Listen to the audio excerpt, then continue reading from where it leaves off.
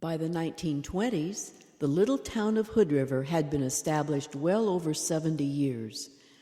It was the commercial and cultural center of a prosperous farming community, which produced abundant pear and apple harvests. This enhanced the prosperity of the Mid-Columbia region. When a new regional high school was built in 1927, it too reflected the prosperity of the area, right down to the apple motif sculpted in relief around the windows. In addition to constructing a building of monumental proportions, which has been on the National Register of Historical Buildings since 1999, the planners and builders wanted a visual artistic manifestation as well. In the large auditorium, a mural was planned over and on both sides of the proscenium arch. This work would be accomplished by Percy Manser, a local artist. Who was Percy Manser, the creator of such a profound public mural?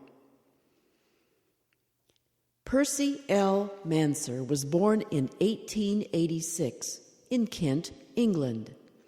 He attended the King Charles School of Art, where he learned his craft. When he immigrated to the Canadian province of Saskatchewan in 1904, he gave up painting for almost a decade.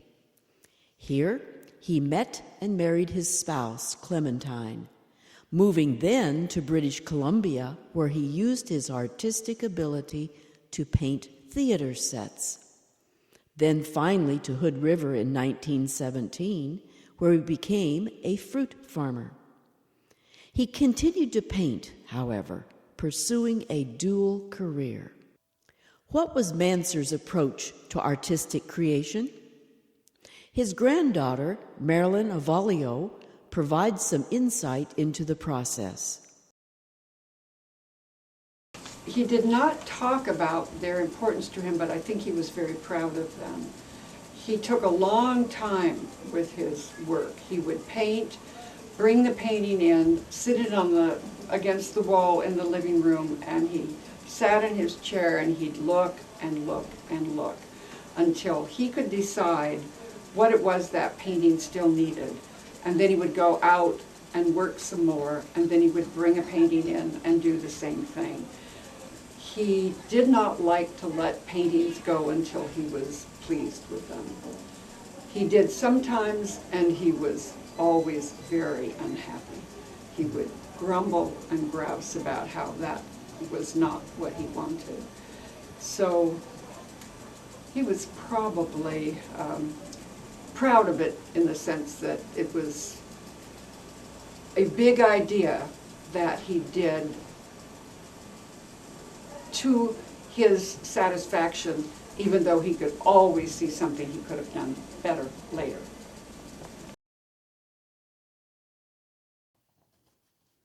After early exhibits, he became a well-recognized painter in the Mid-Columbia region, winning over 100 awards in various national exhibitions. It was only fitting that he became the chosen artist to create the famed mural in the Hood River High School auditorium. Although the details of the arrangement with the school board are unknown, there was undoubtedly a proposal, since Manser created a conceptual drawing or a cartoon to show what he intended. I believe that because he made a cartoon, he did have to work with a group of people who were responsible for what was ultimately put on the wall. And I imagine that they were the people that were paying for it, whether the money was from a WPA, no, it was too early for WPA, from a grant that the school board received, or whether they were coming up with the money in the school budget. The cartoon, to me, shows that he was showing what he wished to do so that they could approve before he began, because it is a big project. And he worked from cartoons.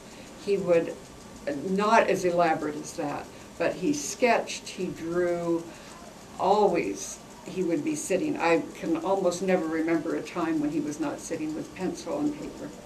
If he's in the house listening to the radio, he's drawing, he's sketching out. And for something this big, I imagine he actually gridded it and put the grid, had it on big sheets of paper, and then was deciding where in the grid he would place certain elements. Was he influenced by any particular muralist, such as one of the European or New World painters? Marilyn offers this thought. He didn't talk about them a lot, and yet the house was full of books, art books. He took art magazines. For all he had been unable to go to school very long in England, he was a very self-educated man. He was always reading. He was always researching. He wanted to see what other people were doing. He was very aware of what everyone in the United States was painting at any given time. So I think he was very aware of those. Like many works of art, it has ambiguity. On the left of the proscenium, the migration of white settlers is portrayed, displacing the native people who had lived in the fertile area for centuries. The Conestoga wagon, rolling over the Barlow Trail, one of the routes into Oregon, shows native dwellers reluctantly moving with their goods on a travois. Manifest destiny changed their lives forever. This scene occurs under one of the region's great volcanoes, possibly Mount Hood, as seen from its south side. The Native American with a brown blanket stands next to a basket, which Manser faithfully depicted. What is this person thinking? The end of an era? The end of a way of life? It is particularly interesting to note how the detail of this lone native figure changed from the cartoon to the actual mural.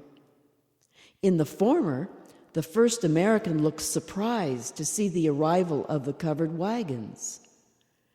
In the latter, the actual mural, the same individual stands with contemplative demeanor. Without knowing Manser's intention, it is possible this left mural is set in the time period of the 1850s. It shows a transition from the first Americans to the white settlers who poured into the region after 1850.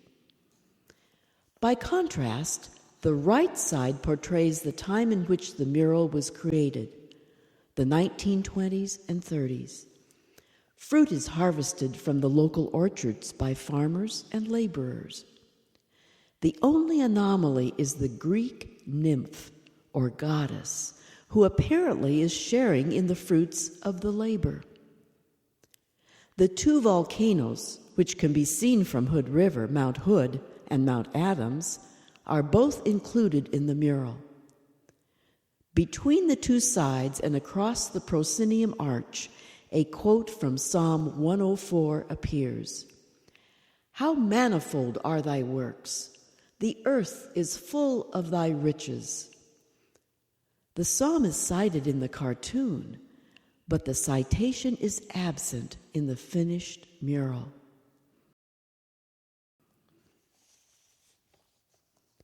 Other changes that can be noted between the cartoon and its final realization include slightly different spacing of objects as well as additional detail in the finished mural, such as a woman and child in the wagon.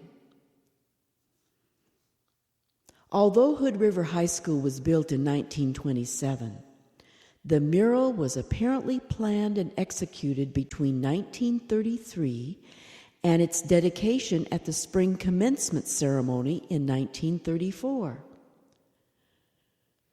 During this era of the Great Depression, federal stimulus programs called the New Deal became available to entities to spark the economy and provide employment. The Civil Works Administration created a branch for artists, the Public Works of Art Projects, funding artists to create public art depicting scenes from the daily life of America's rural workers. Manser was one of 116 artists who received funding to create art in schools, city halls, and post offices. The end result was, of course, the mural in Hood River High School, now the Hood River Middle School. What kind of a person was Percy Manser? In Marilyn's words, "My grandfather was a very patrician kind of man.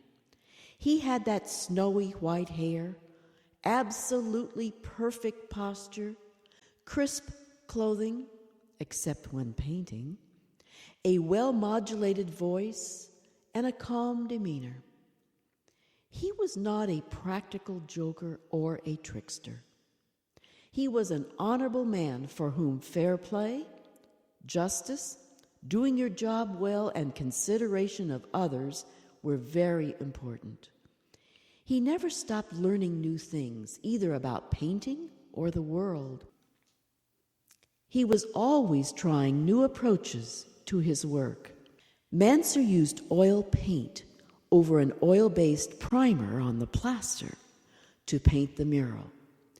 A leak in the roof over the auditorium did damage to the mural in the 1990s. Consequently, there was a major restoration in 1998, accomplished by a Portland artist and restoration specialist, Mary McMurray.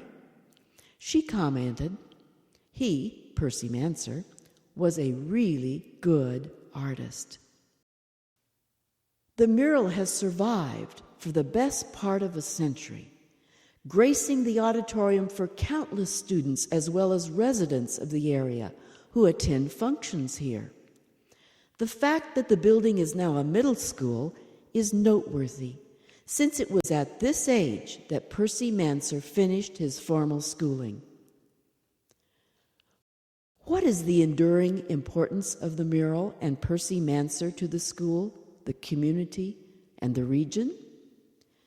This is best summarized by Principal Brent Emmons. The Manser mural is really the crowning achievement of the auditorium at Hood River Middle School. And the auditorium of Hood River Middle School is really the center of arts and performance, not just for our school, but for the entire community of Hood River. And it's been that way since 1927. This school is an absolute monument to another time, and the mural itself really points to that.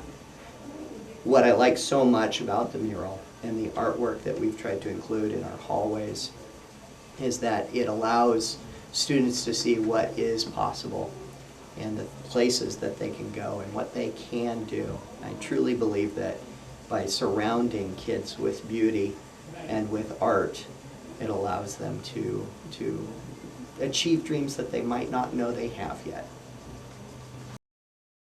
How manifold are thy works! The earth is full of thy riches.